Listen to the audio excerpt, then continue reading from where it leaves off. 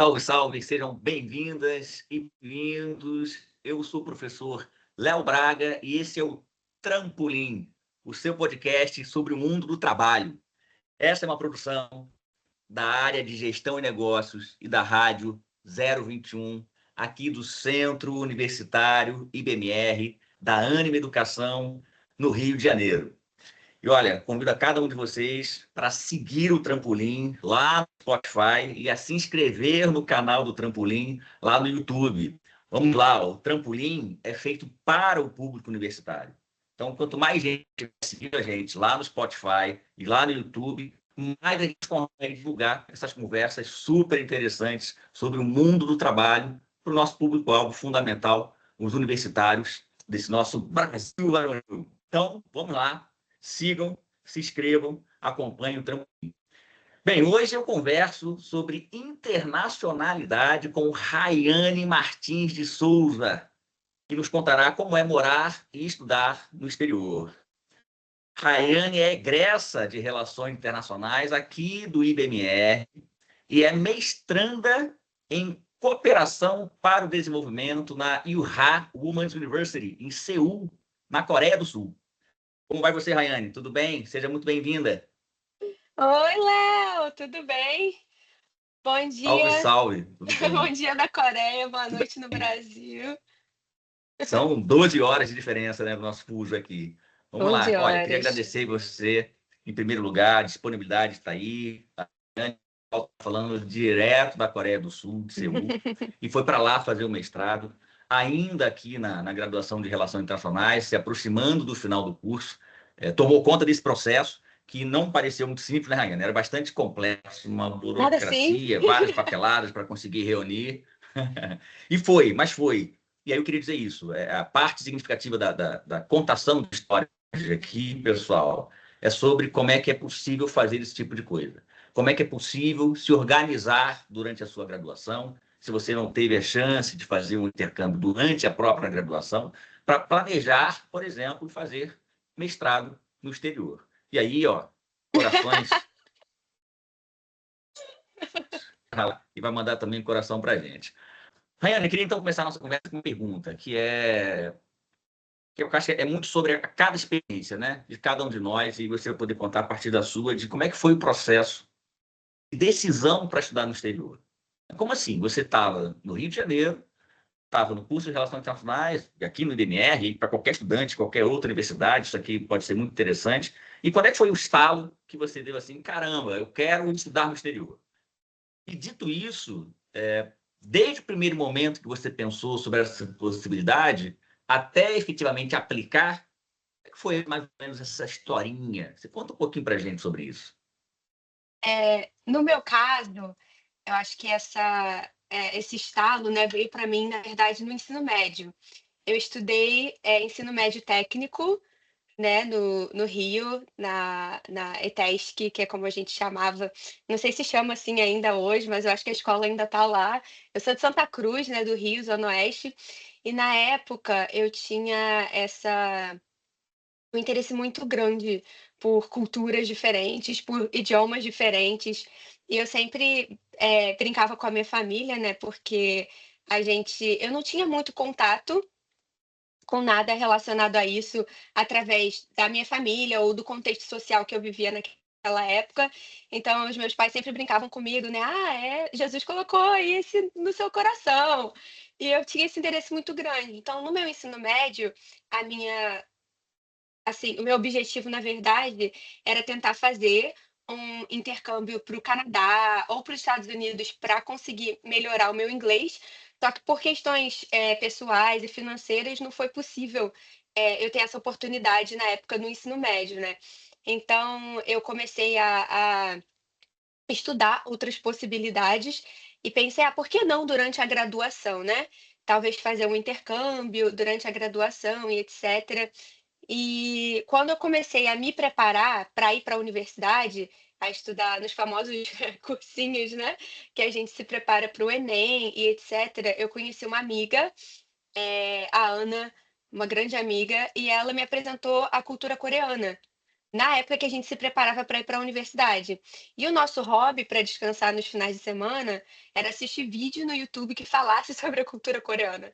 Então, numa dessas, no final de semana, da gente assistindo esses vídeos, a gente encontrou esse vídeo que falava sobre uma bolsa específica para você estudar na Coreia do Sul, que era uma bolsa que abrange tanto graduação quanto pós-graduação, né?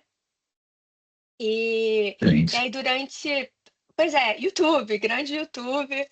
eh, então, nesse processo, da gente conhecer mais sobre a cultura coreana e descobrir sobre essa bolsa, a gente viu as entrevistas com os alunos que conseguiram essa oportunidade de estudar na Coreia. E quando eu vi as entrevistas, eu percebi que se eu quisesse me candidatar, a minha candidatura seria muito fraca. Essa foi a conclusão que eu cheguei quando eu Ah, estava me não me preparando. diga. Que a minha candidatura seria muito fraca, porque eu pensei: "Ah, eu posso não só fazer um intercâmbio, eu tenho realmente a possibilidade de estudar no exterior, fazer toda uma graduação, né, no exterior, mas para eu aplicar para a graduação, saindo do ensino médio técnico com as experiências que eu tinha, a minha candidatura era muito fraca". Então eu pensei: "Se eu fizer a minha graduação no Brasil e tentar fazer a minha pós-graduação no exterior, eu tenho pelo menos 4 anos para preparar uma candidatura forte". Foi como, Justo. né, o meu cérebro raciocinou lá naquela época. E quando você começa a preparar assim, é meio que um projeto, é um sonho mais distante, você pensa sobre, você conversa com seus amigos, com seus pais, mas não é uma coisa muito concreta, né. Mas eu fui para a minha graduação pensando nisso. Falei: "A graduação que eu fizer, e o meu processo durante a graduação, eu vou construir uma candidatura forte para eu poder conseguir estudar no exterior". E aí foi quando eu comecei a pesquisar o que que seria essa candidatura forte, né. O que que é necessário, o que que precisa, antes de eu, de fato, ingressar no IBMR. E o que me ajudou também a decidir que tipo de currículo que eu queria para a graduação. O que que seria um bom currículo para a minha graduação, né. Porque, por exemplo, a gente tem universidades no Rio de relações internacionais, o currículo do BMR, se eu não me engano, ele é mais voltado para diplomacia, né, pelo que eu me lembre. E outros Política currículos internacional, né? exatamente, Sim. política internacional. E outras universidades têm currículos mais voltados para comércio exterior e etcétera. No meu caso, eu falei: "Ah, eu quero uma coisa mais voltada para política internacional", né. E quando eu apliquei para RI, eu nem tinha tanto conhecimento sobre RI. O meu conhecimento de RI era do YouTube também. O YouTube era a minha fonte de conhecimento na É, época. sua, nossa, de vários de nós, né? O YouTube é, não, é uma riqueza. Bom, o trampolim está no YouTube, né, afinal de contas. Então, É é uma sobre fonte isso. muito, muito confiável. Mas olha, você estava falando aí sobre como é que você estava pensando, foi pensando, e você também fez da faculdade, acho que isso foi uma fala muito, muito oportuna. Você também fez da faculdade um projeto para estudar no exterior, né? O que você está querendo me dizer, se eu acompanhei bem você de perto e acompanhei, foi na colação de grau o maior CR daquela colação de grau, né, daqueles alunos que se formaram naquele semestre. Você ganhou um prêmio do IBMR em função disso. Foi. A trajetória acadêmica na graduação, portanto, é ponto absolutamente importante, né? O que você faz na graduação é ponto importante. Estou supondo que não apenas em termos de nota, né, de CR, que é um elemento matemático aí definidor, mas também coisas vinculadas a atividades extraclasse. E aí você também tem uma trajetória muito rica na passagem pelo curso, né, pelo IBMR. Você acha que isso foi essas duas coisas, uma dedicação aos estudos para tentar buscar as maiores notas, né, em função do maior desempenho nas atividades de sala de aula, e também buscar acompanhar atividades de fora da sala de aula, atividades extraclasse. Você acha que essas duas variáveis foram importantes para a sua candidatura? Eu acho que foi, na verdade, essencial, Léo, porque uma coisa que eu acho importante a gente entender também, quando preparar essa aplicação, né, a sua candidatura para você estudar no exterior, você precisa entender o contexto do país que você está indo, como que a educação funciona lá e como que o processo seletivo da bolsa específica que você vai fazer funciona. Opa, Então, faz toda a são diferença, essas né? toda a diferença. São variáveis, porque universidades diferentes, programas diferentes, país diferente, então você tem que prestar atenção nisso tudo. Primeiro, como que funciona a educação nesse país que eu estou indo. Segundo, como que funcionam, né, a instituição específica que eu quero me aplicar. E terceiro, como que funciona a bolsa, porque também existem bolsas diferentes para diversos programas diferentes no mesmo país. Eu posso falar por experiência própria da bolsa, né? Chama GKS, que é Global Korean Scholarship, que é essa bolsa do governo coreano para os estudantes. Então, é um projeto de investimento em diplomacia, né? Então, o governo coreano ele oferece essas bolsas para alunos de diversas partes do mundo. Cada país tem a sua cota. E eu acho que a Coreia é um país, pelo que eu percebi nesses 3 anos morando e estudando aqui, que eles têm, o sistema educacional tem um foco muito grande em performance acadêmica. Então, a sua nota importa muito aqui. Diferente, né? Por exemplo, dos Estados Unidos, Europa, conversando com amigos, eles falaram: ah, Rai, a gente tem essa questão da nota, né? Performance acadêmica importa, mas extracurricular importa mais. Para para essa bolsa em específico, eu percebi, estudando a bolsa, né, de cabo a rabo, eu estudei a bolsa demais durante toda a minha graduação, que foi, acho que, um diferencial também, é você entender como a bolsa funciona. As pessoas foram aprovadas, por que foram aprovadas? Por que foram reprovadas? E eu descobri que eles levam muito em consideração a performance acadêmica, por isso que eu também, né, tentei montar um sistema de estudo para mim que fosse me render essa boa performance acadêmica, ou seja, levar bem a sério a graduação no sentido de todas as áreas que você precisa para notas excelentes, né. Então eu preciso me esforçar nos meus, trabalhos, nas minhas apresentações, nas minhas provas, na participação em aula, não perder aula, não faltar aula, todos são fatores que contam para você ter uma boa nota acadêmica. Então eu falei: "Ah". A nota vai ser mais resultado dessa trajetória de médio e longo prazo do que o esforço de estudar final de semana, né. É uma questão Exatamente. metodológica, né.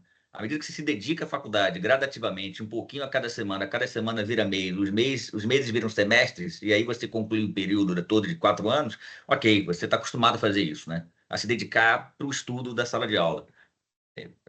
Eu acho que É, é uma grande fala, né, especialmente é, não apenas para o projeto da universidade enquanto tal, mas especialmente se você quer alavancar algum outro projeto na sequência da faculdade, essas coisas todas vão ser muito importantes, né. Excelente. exatamente. E Mas me sobre diga, você oi, fala, pode falar. os extracurriculares, né. Sim, É, eu acho que é um conjunto. Da parte de extracurriculares, eu acho que eu uma coisa que eu queria que ficasse, assim, muito claro para as pessoas que estivessem assistindo o podcast é que os extracurriculares, eles não são para ficar bonito no seu currículo. Atividades extracurriculares, elas moldam você como profissional e como pessoa. excelente. Muito importante. Então não existe atividade extra, óbvio que você é da graduação de Relações Internacionais, talvez uma extracurricular em psicologia não seja o mais ideal para você, mas eu acho que tudo que você consegue fazer e consumir numa atividade extracurricular, seminários, palestras, você consegue construir o seu networking, você consegue ter contato com pessoas que às vezes têm objetivos similares aos seus. Você participar de, por exemplo, a gente tinha treinamento, né, para Rebrapaz, se eu não me engano é Uhum. assim que a gente chama. Sim. Eu participei também do Role Player, a gente teve o IBMR Moon, né, fui uma das secretárias gerais do IBMR Moon, então eu tentava qualquer coisa que tinha para fazer do IBMR fora da sala de aula, eu falava: "Eu vou fazer".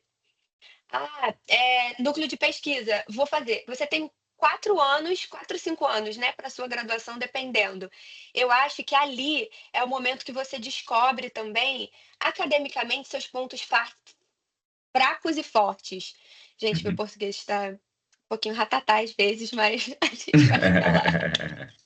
Você Mas consegue explica, né, porque descobrir você está morando 3 anos na Coreia do Sul 3 e aí anos você na fala Coreia. inglês, né, Inglês e e coreano, afinal coreano. de contas. É, é.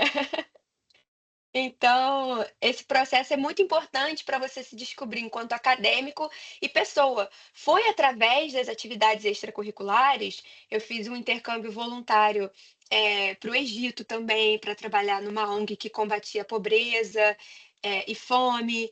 Então, eu acho que através desses processos eu consegui descobrir quais eram os meus pontos fortes e fracos, para eu poder me vender para a Claro. aplicação da bolsa, né? Que é isso. Eu tenho falado isso para os estudantes, né? E aí é menos, importa menos aqui. A ideia é que o podcast seja útil para qualquer estudante universitário na cidade, no estado e aqui no Brasil, né? Então, a gente tem uma marca, a gente está vinculado a ela, mas isso aqui acho que é uma lição para qualquer um de nós, né? É tentar fazer de si mesmo o seu melhor projeto. Então, senão o tempo inexoravelmente passará. Os 4 ou 5 anos de uma graduação, ou os 2 anos de um tecnólogo, esses anos passarão. E se você não aproveitar esses anos para desenvolver autoconhecimento, desenvolver competências, ter um bom rendimento, o melhor rendimento que você puder. Então, é tentar fazer de si o seu melhor projeto. E não é melhor projeto que todo mundo, é o seu próprio melhor projeto. E aí você trilha esse caminho, porque disso virão as recompensas, né? E aí fazer um mestrado na Coreia do Sul, caramba, é uma super recompensa, um super projeto. Excelente. Queria te perguntar, Rayane, sobre. Você falou da decisão, né? Falou dos elementos que compuseram a sua decisão, da Ana. Ana é sua colega, né? Sua amiga Ana. Era isso o nome dela? É. Falou da Ana, falou dos vídeos no YouTube. Como é que é, dado que você fez o projeto, né? Dado que você se envolveu na documentação, enfim, procurou a papelada, se inteirou de como é que era a bolsa, ficou preocupado em saber exatamente todos os meandros. Me diz como é que é estar no exterior, afinal de contas. E aí a pergunta também pode ser no seguinte sentido: se são 3 anos, você teve um ano de imersão na língua, né? E 2 anos de atividade acadêmica propriamente dita, voltada ao seu tema. Se você pudesse dizer, nesse tempo todo, alguma coisa que permanece no sentido de um desafio constante, em que você precisa, portanto, constantemente superar, e alguma coisa que permanece constantemente como algo muito bacana, o que você apontaria? Tipo assim, olha, esse é um desafio que ao longo dos 3 anos ele permanece, ele melhora ou ele tem alto e baixo, eu me adaptei, mas ainda é algo desafiador. Como é que é estar na Coreia, portanto? E no sentido mais positivo do termo, que o que você experimenta aí que é muito bacana? Eu acho que essa experiência da gente viver fora do nosso país, e especialmente eu acho que nós crescendo, eu tive um contato com a cultura americana muito grande, né? Porque eu queria muito aprender o idioma. E eu acho que todo o conhecimento que a gente tinha sobre coisas fora do Brasil, antes, na época que eu tinha lá, hoje eu tô com 30 anos, né? Mas na época que eu tinha lá meus 15 anos, 15 anos atrás, o conhecimento que a gente tinha era majoritariamente em inglês. Então eu pensava: "Ah, o inglês é o idioma que vai me permitir conhecer essas culturas que eu tenho interesse, aprender sobre outros, né, contextos fora do Brasil". E mas quando você vem, por exemplo, aqui à Ásia, muito diferente de tudo que eu já tinha consumido, experimentado, visto na minha vida, né. Então, eu venho de a minha família é uma família humilde de Santa Cruz, bairro da Zona Oeste do Rio de Janeiro.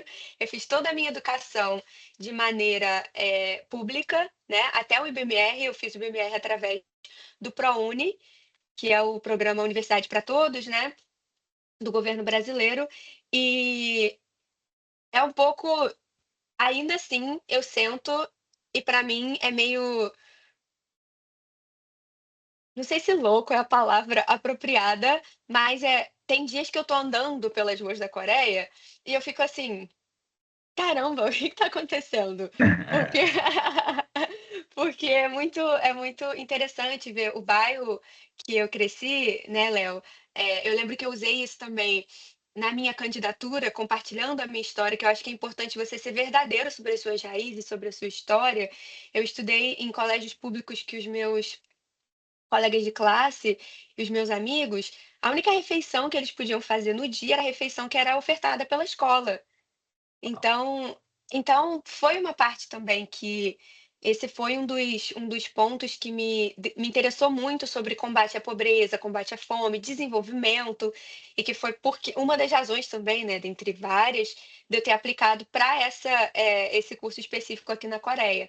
E agora eu estando aqui na Coreia do Sul, que é um país absurdamente desenvolvido, né, você tem um sistema público de transporte muito bom, o sistema de saúde aqui não é público, mas é um sistema, que funciona muito bem também, as universidades e etcétera. Para mim, ainda eu sei que tem 3 anos que eu tô aqui e parece que é muita coisa, mas tem vez que eu tô andando na rua e me bate aquele choque de realidade.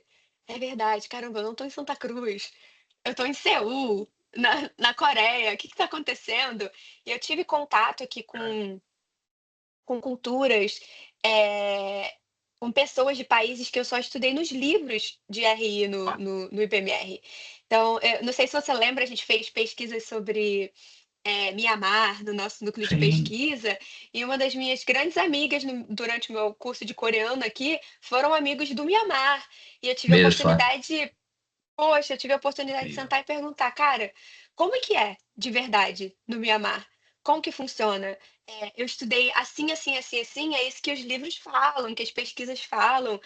Tem como me contar a sua perspectiva pessoal, como uma pessoa que é, sabe, nacional daquele país, que vive a realidade daquele país, e as nossas leituras que a gente fazia na aula de segurança internacional, do, Brandon Hall. Quando eu cheguei aqui, na minha primeira semana de mestrado, a gente tem o que chama de Town Hall. É uma semana para a gente conhecer o reitor e os professores, e aí tá lá aquele moço lá sentado, o pessoal: "Ah, esse aqui é o Brandon Hall". Eu falei: "Gente, essa figura me é familiar, esse nome, o que que tá acontecendo?". E a gente conversou, cheguei em casa e fui pesquisar, né.